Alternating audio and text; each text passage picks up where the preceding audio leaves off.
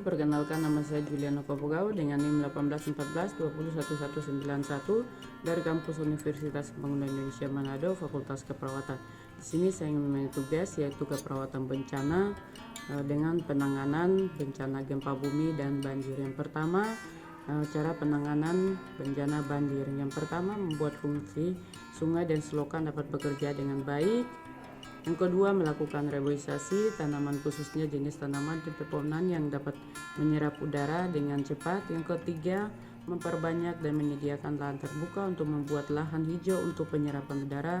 Yang keempat, berhenti membangun perumahan di tepi sungai karena akan mempersempit sungai dan sampah rumah juga akan masuk sungai. Yang kelima, berhenti membangun gedung-gedung tinggi dan besar karena akan menyebabkan bumi ini akan sulit menahan bebannya dan membuat permukaan tanah turun. Yang keenam, mengatasi pohon-pohon di hutan secara liar dan juga di bantaran sungai karena pohon berperan penting untuk pencegahan banjir. Dengan melakukan cara penanggulangan banjir tersebut, kita dapat mencegah bencana banjir. Karena selama ini pemerintah pun telah bekerja keras untuk mencegah terjadinya banjir. Tetapi semua masyarakat pun mendukung agar semua bisa teratasi dengan baik. Yang kedua, penanggulangan gempa bumi. Penanggulangan bencana alam ini perlukan untuk menghindari kerusakan material hingga korban jiwa yang berjatuhan saat terjadinya bencana gempa.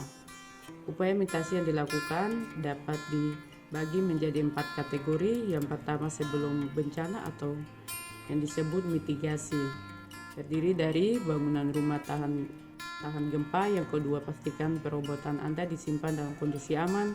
Ketiga, pelajari jalur evakuasi. Kelima, hindari wilayah rawan tanah amplas akibat gempa. Yang berikut, mengetahui letak-letak benda yang terjadi, dan yang berikut saat terjadi atau terjadinya perlindungan dan evakuasi. Yang pertama, jangan panik saat dalam ruangan, lindungilah kepala terlebih dahulu. Yang ketiga, segera keluar dari bangunan. Keempat, mengikuti arahan para penyelamat. Kelima, pergi ke tempat lebih tinggi dan aman. Yang berikut, tidak berada di dekat bangunan ataupun benda-benda tinggi. Dan terakhir, jauhi kawasan pantai. Yang berikut setelah terjadi atau penyelamatan prabencana.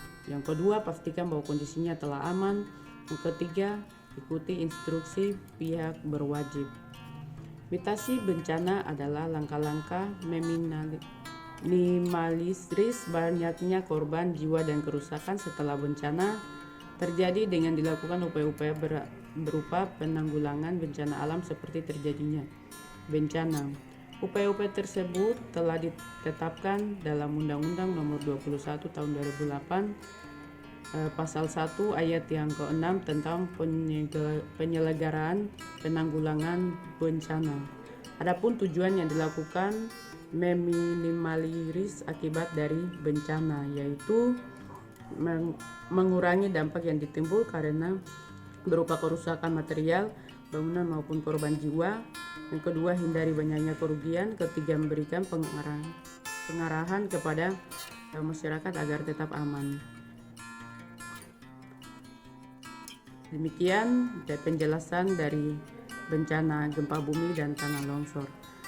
Dan pada saat ini saya mengajak teman-teman atau saudara-saudari untuk bergabung dengan kami di kampus Universitas Pembangunan Indonesia Manado, khususnya Fakultas Keperawatan yang sudah terakreditasi B. Terima kasih.